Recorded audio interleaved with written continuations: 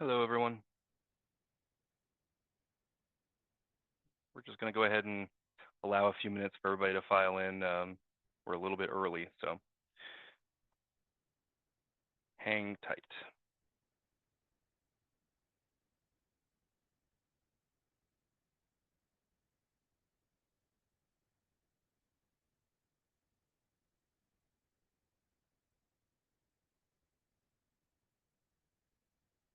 Hey, Sarah. I see that you're showing up quite a few times. Hopefully, you're not having issues accessing the webinar. Feel free to jump into the chat if you have any kind of technical issues. To everybody else, we're just going to hang on for 1 minute while we let everybody file in, and then we'll get going on the webinar. Thanks for joining us.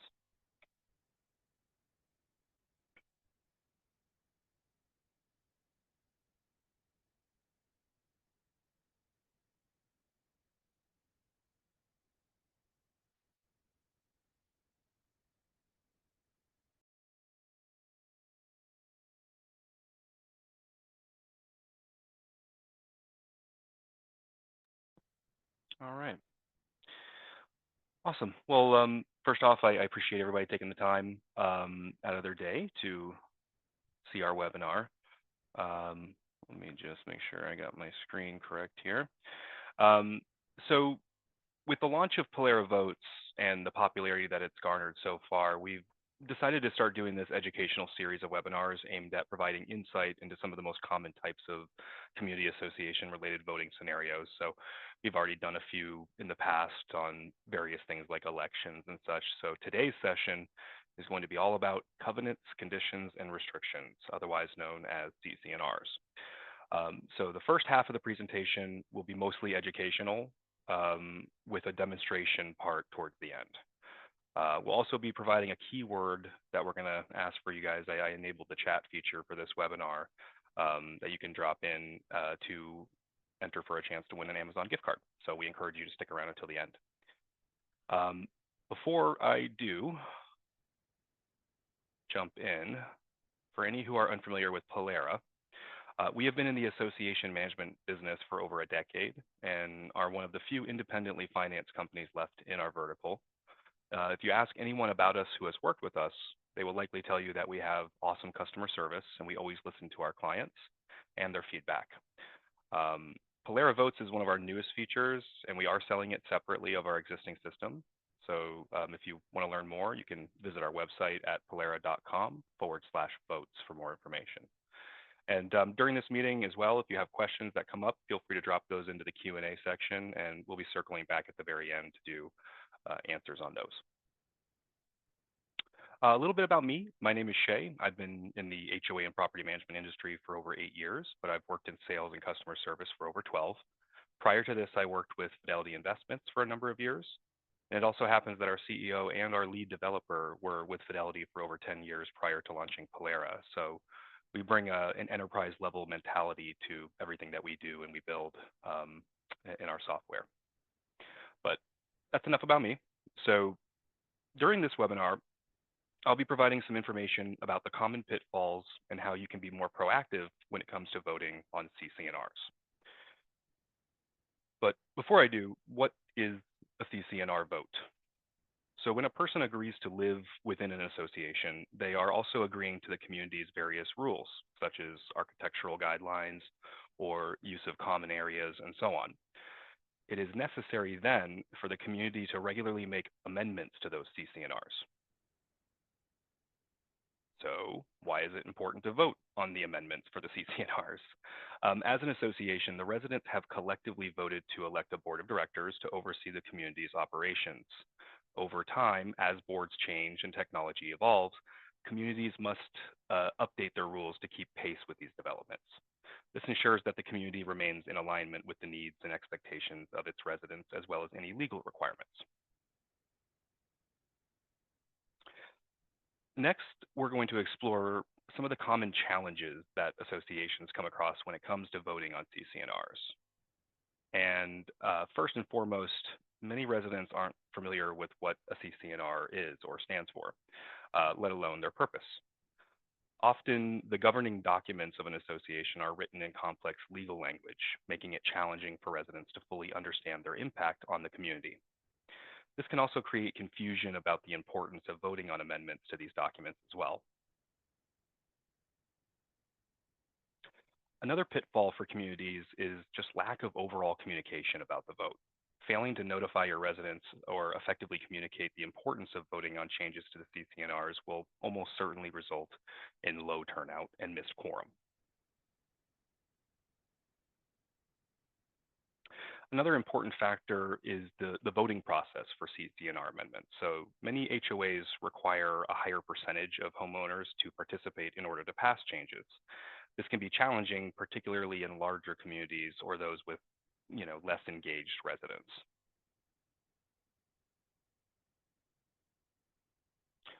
When it comes to voting on CCR amendments, the direct impact on residents can often make the process contentious. Proposed changes, resistance from residents, and concerns over potential increases in fees or assessments can all create distrust within the community and cause delays in the voting process. Another common concern with online voting is the perceived lack of security in collecting ballots for an association. Residents may worry about vote manipulation and the overall security of the process, which can lead to, again, decreased confidence in the system and lower voter turnout.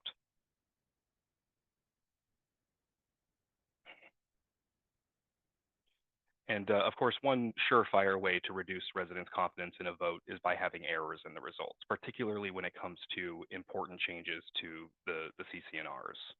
The direct impact on residents may discourage future participation, leading to decreased engagement and lower turnout.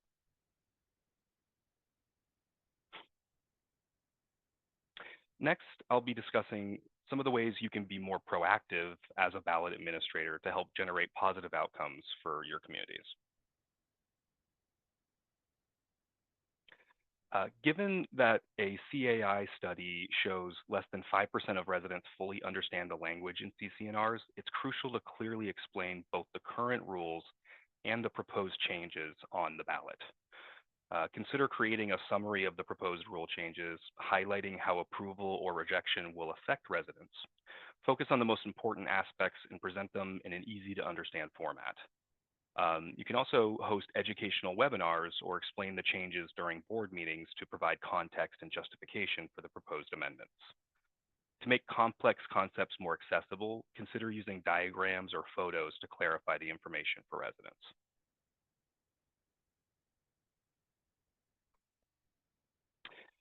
The more you communicate about an upcoming amendment to a CC&R, the better your odds will be at success. Having the ability to reach residents in more than one way and in their preferred language can go a long way. Try to space out your communications leading up to the vote and steer clear of using any kind of jargon or slang. Doing so will help to increase your credibility and promote engagement from the residents.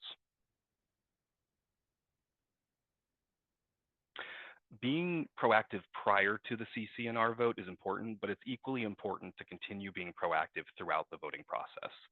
Um, Due to the contentious nature of voting on CC&Rs, it's important to allow as much time as possible for residents to comprehend the proposed changes and ask questions they may have. Boards and residents will also appreciate knowing if the results are close to being met without knowing what they actually are. Once the vote's concluded, it's also important to provide the results to the board in a timely manner and in formats that will be easy enough for them to digest.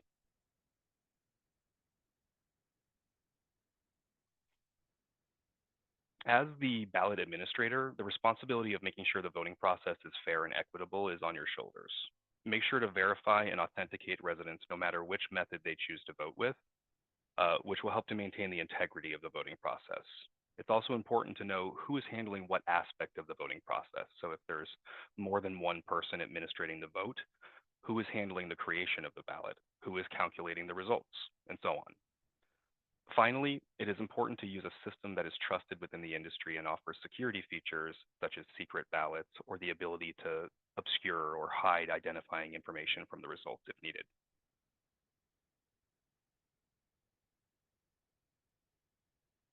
Voting methods can vary between associations, so it's important to understand how the results will be tabulated.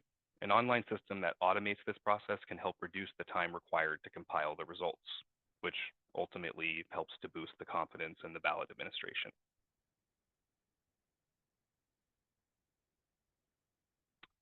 So now that we've covered the purpose of a CC&R vote, some of the common mistakes to avoid, and some proactive strategies, let's explore how we can use technology like Polera Votes to simplify the process and improve voter turnout.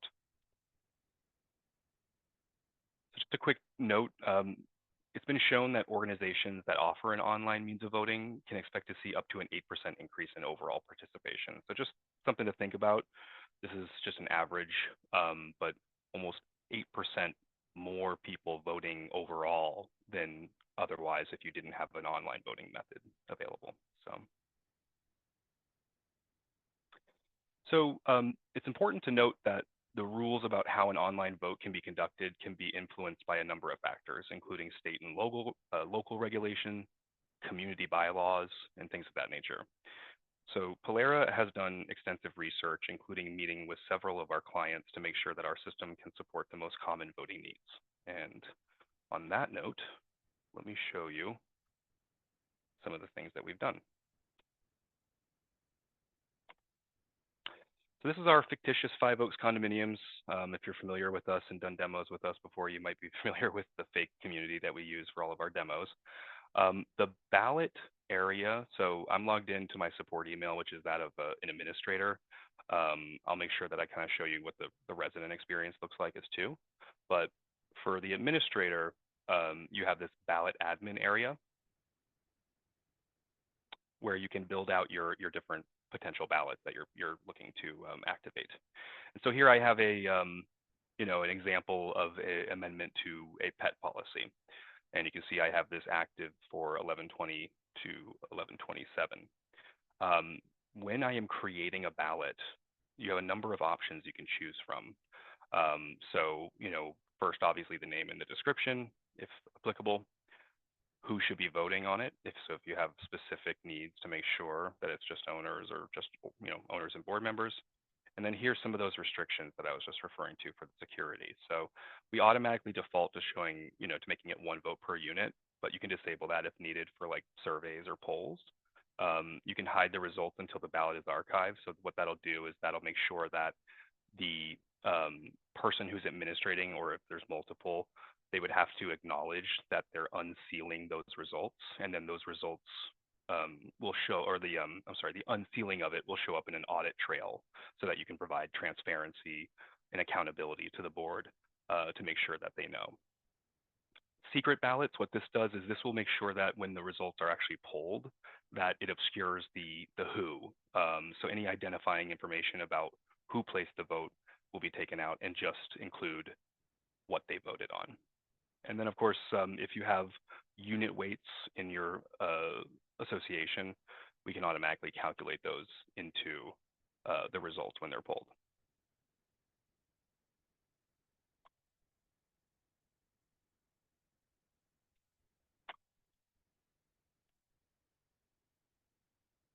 All right. So as I mentioned earlier, it is important to provide residents with a clear and concise way to make their selections. If it ends up being too cumbersome or they can't figure it out, they likely won't vote. Polera Votes provides an easy way to structure your CC&R votes or amendments so that they are easy to understand and straightforward. And so kind of shifting back over to the platform again. So here is the building aspect of the ballot. So I'm just going to hop into edit mode so I can show you guys how this works. So basically, you can add in the different what we call components. So as you're building out your ballot, you add the different components. This is an example of just a formatted text box where you can see I can drop in, any information I need to, links to separate pages, images or files that I need them to be able to access, fonts, etc. And then here is my actual question, which I've chosen a single choice component because this is just a yes or no. But if you needed to say do an election, you can select a multi-choice, where you can have multiple options for them to choose. And so what I do is I I continue to add my components until I'm ready. And then I can actually do a quick preview from here as well to see what it would look like for the residents.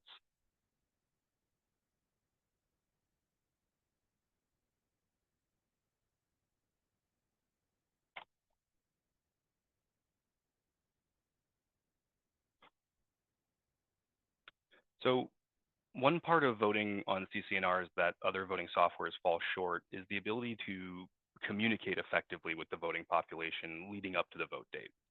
With Polera, we offer multiple ways to reach your residents to inform them of the upcoming vote. You can reach them via automated phone, email, text, physical mail, all through our system. Each ballot has its own custom link that can be shared in an email, and this link will bring the residents directly to the ballot it's tied to so they can place their vote. We also track all the outbound communications that you send out through our system, so you can see things like if they answered the call, went to their voicemail, text was delivered or not, email was delivered, bounced, link clicked on, and so on. Let me show you guys how that looks in the system as well.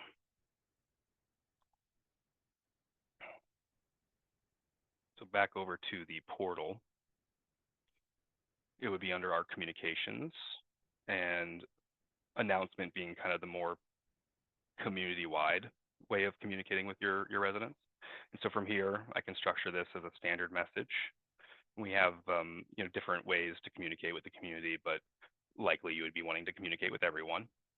And then here's a template that so you can build templates or just type out your message directly as far as how you want it to be sent as an email, phone, or text message.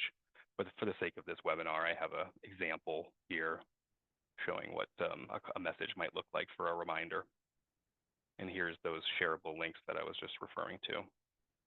And so those links you can actually pull from the ballot admin area. So let me just hop back over there and I'll show you guys. So under the share area is the link that you can copy to your clipboard and then include in an outbound email. And the email doesn't have to be sent through Polera either. It can be sent through your regular email. The link will work regardless of where it's being sent from.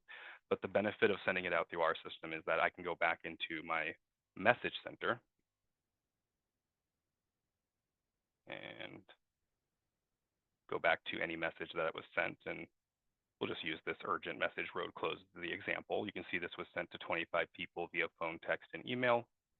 If I go to seeing the details, I can see that feedback that I was referring to. So if there was a phone call, we'll tell you if it was busy, how many attempts were made, text was delivered or not, email opened, delivered, bounced. We also provide you with a report of all the bad emails and text numbers that you have in our database as well, so that you can hopefully get good information so that those people can place their votes.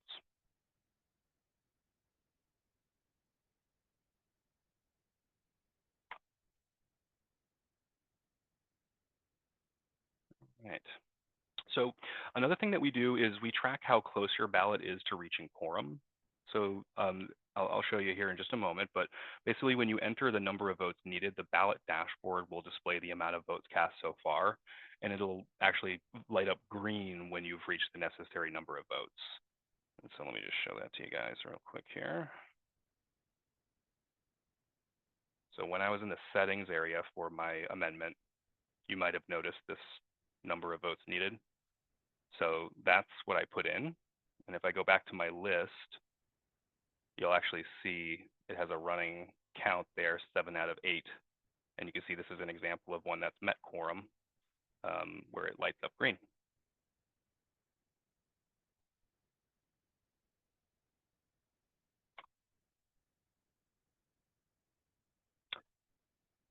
So the other thing we do is we keep an automatic log and audit trails, so to speak, that shows which administrators viewed the ballot results, even if there's multiple admins.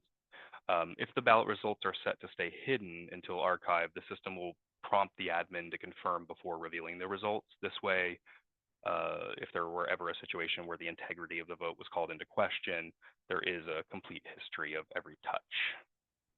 Let me show that to you guys. So history right over here. And actually in this case, I haven't, actually, and this is a good example. So this one's brand new. The results have not been unsealed. You notice there's a little lock symbol here, so that indicates that it has not been. And here's our warning letting me know, hey, you're about to unseal these results. And if I do, then I should also now show up. There I am in the audit trail. And it even shows you what action was taken too. So if there was any kind of changes that were made or anything like that, it'll show you exactly what was done in the audit trail.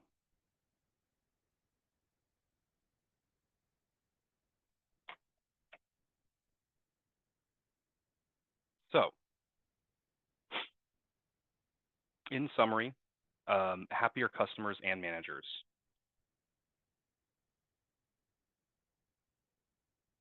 And actually, oh, there we go. I apologize. I lost track of where I was in my notes.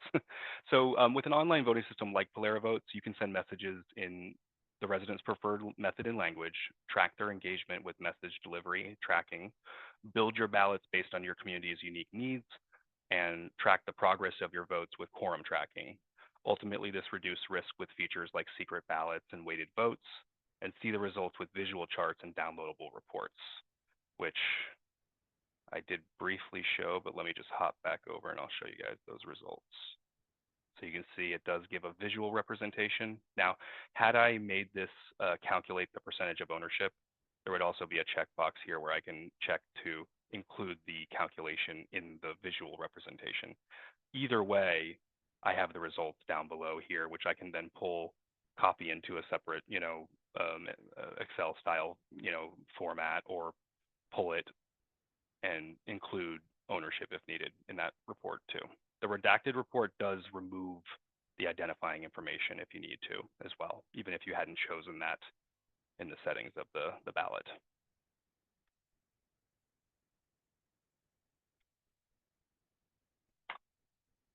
And as I was just saying, the result will be happy customers and managers. So here's just a testimonial from one of our existing clients who's been using us for the voting for several years. They actually had a 80% turnout on their last vote due to the convenience of having it online. So they were very happy at the outcome. As I mentioned at the beginning, one of Polera's best qualities is providing excellent customer service. In a recent survey to our clients, they rewarded us with a 98% overall satisfaction rating. So thank you guys. And if you're considering using online voting for an upcoming CC&R or any kind of community-related vote, you can email us at sales@polera.com, and we can help guide you through the process. Our pricing is also available at polera.com/votes if you scroll towards the bottom of the page. Also, as a thank you for being on this webinar, if you sign on with us before the end of this year, you'll get a 20% discount on your first vote that you use us for.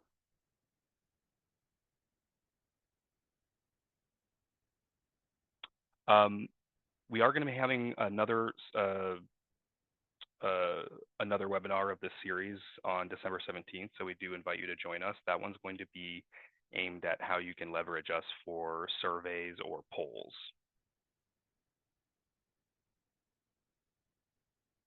And at this point, I enabled the chat feature. If you want to use the chat in this Zoom meeting to enter the following keyword, we're going to pick a winner before the end of the meeting here to win a $25 Amazon gift card. So good luck. I'll leave that up there just for a minute for anybody. So if anybody's just joining, Thanksgiving is the keyword. Punch it into the chat, and we'll pick a winner.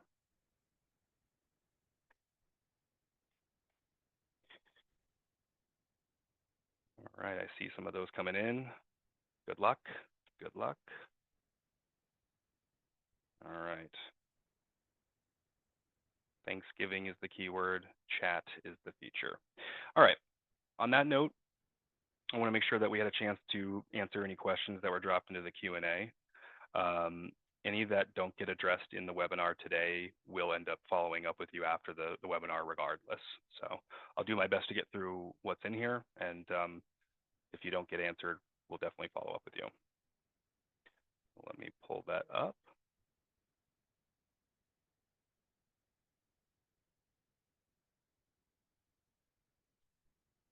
All right.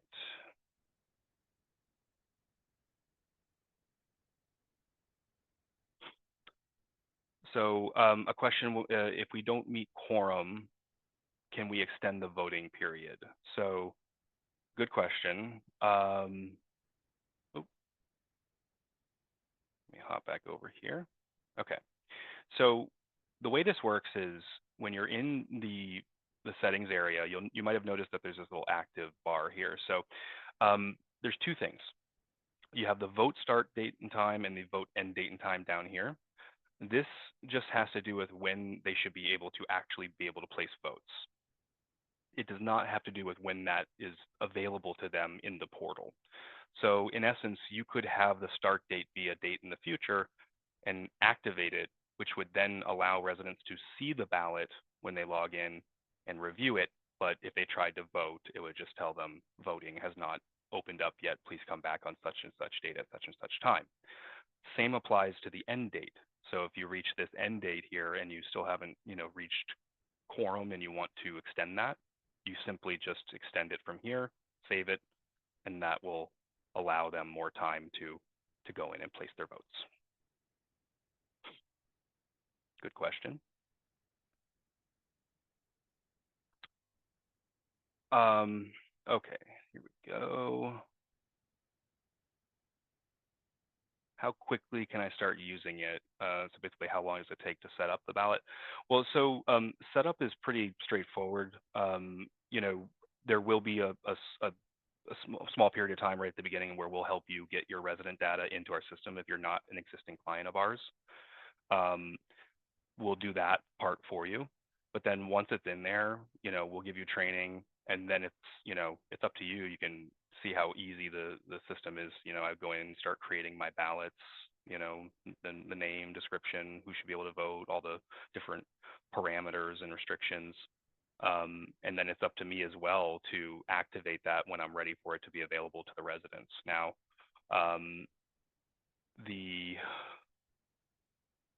period of time it takes for you to do that, of course, is up to you. But the setup itself is pretty straightforward.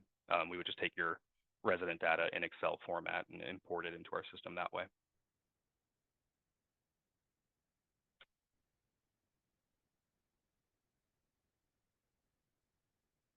Okay. Okay. How is a proxy vote placed? So yes, I'm glad that was brought up because I forgot to mention. So let me hop back over to the portal here.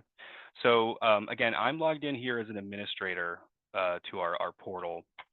And one of the things that you can do as an administrator is you can go in and see the list of your residents. So here's our occupant listing. And I can also do what's called a pretender session. I can pretend to be any of my residents if I need to. And so what this does is that if I go in and pretend to be that person and then place a vote while pretending, it will log it into the results as a proxy, and it'll show which administrator placed that proxy on behalf of the resident. In this case, I think this person might have already voted.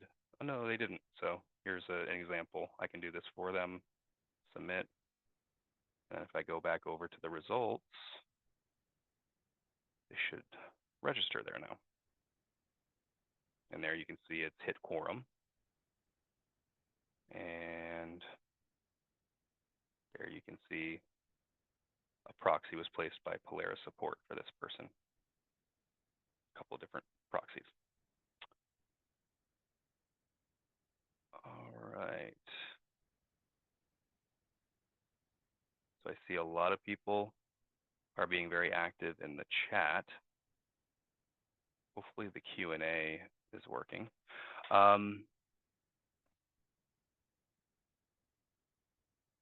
Okay, I see some people have been dropping questions into the chat as well. So let me hop in there and make sure that we're not missing anything. Okay. Okay, Bruce asked, can a vote be changed? So Bruce, yes. So one of the things, and again, this is captured by the audit trail as well. So let's just say someone went in, placed their vote, and they went, oh, darn, I was an accident. I didn't mean to do that. So you do have the ability to go in, and if you need to, as an administrator, you can delete someone's vote, and then it'll actually log that deletion in the history so that you have, again, full transparency that nothing was manipulated in any way.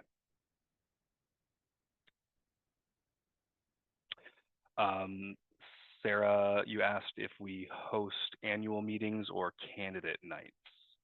So, okay, so right now this is meant to be more of a do-it-yourself ballot system. Of course, if you were hosting a like a virtual meeting and you wanted to coincide it with using our system, that's perfectly fine, but it's not like built into the system. It's not meant for that. Really, ours is meant for you to be able to allow them a place to go securely place their vote online, communicate with them outbound, notifying them of the upcoming vote, tracking that engagement, and so forth.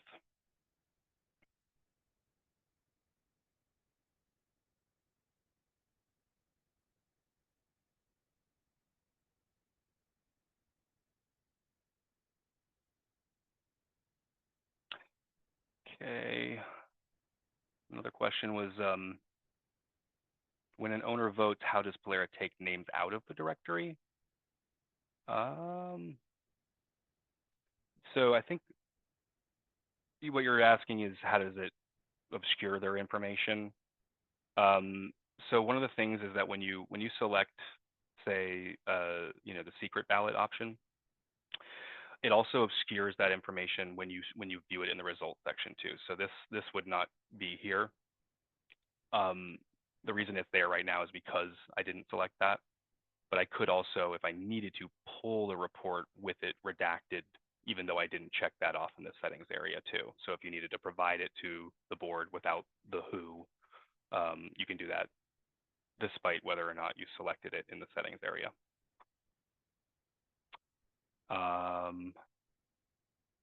Link to the pricing page. So the pricing is at polera.com/votes with an S. And if you scroll all the way to the bottom, you'll see the pricing part of that page there. Who drafts the email content reminding residents to vote? So the content is up to you. We will help you, of course, and like I showed you a moment ago, an example of one of those types of templates. But we don't, obviously, with the legal ramifications surrounding voting, we didn't want to get into the business of having the wrong potential verbiage. But you do have a place where you can create those templates, so you don't have to just go in and type it out. You can go and create them and then select them, and it'll pre-fill the information. Okay, and I saw there was a couple other things. I'm going to follow up with the other people who were asking questions separately, but I think that answers all the questions that I could see there. So appreciate everybody taking the time. And on that note, we will be selecting a winner for the gift card. Bear with me.